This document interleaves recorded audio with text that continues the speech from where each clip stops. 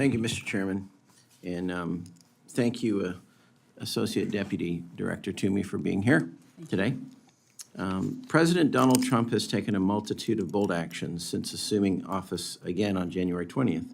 One of these includes an executive order called Defending Women from Gender Ideology, Extremism, and Restoring Biological Truth to the Federal Government.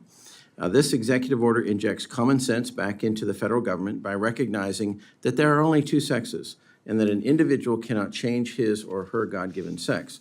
Not only can people not pick their own sex, but taxpayer dollars should not be going towards feeding the gender dysphoria idea. It has been a little over a month since President Trump signed this executive order. So, Associate Deputy Director Toomey, can you tell me how the Bureau of Prisons is working to comply with this executive order, and what steps have you taken? Thank you for the question, Congressman. Yes, so the Bureau is working closely with the department to implement the executive order. We have made a number of policy changes consistent with the order to update our policies to comply with the order. I will say that there are a number of pending lawsuits involving this issue, and so we are working with the department to implement to the extent that we can, while also consistent with the temporary restraining orders and preliminary injunctions that have been issued in those cases. Okay, thank you. Do you have a cost estimate of how much taxpayer funds were used during the Biden-Harris administration on transgender surgeries for prisoners?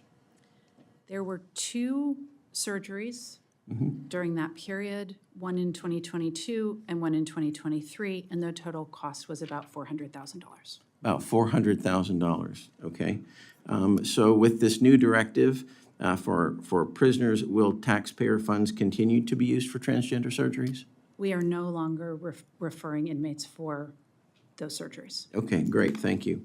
When my colleague had mentioned staffing, so your current authorized level is 20,446, if I heard correct. Yes, and where are you at right now? What's your current staffing, 19 or somewhere in there? Now let me get it for you.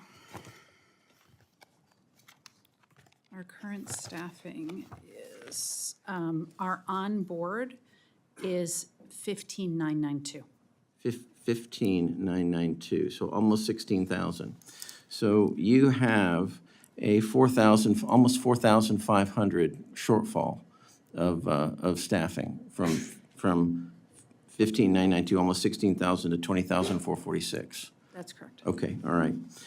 Is your current budget sufficient to cover that 4,500 employee increase if you had those employees on board right now? It is not. It is not. Okay. Do you have an idea of how many it would cover, your current budget? Of the 4,500, Right, roughly 4,500, about 3,100 of those vacancies are funded. Okay. The question of exactly how many more people we could pay and bring on board would assume that if we increase staffing, we could decrease overtime.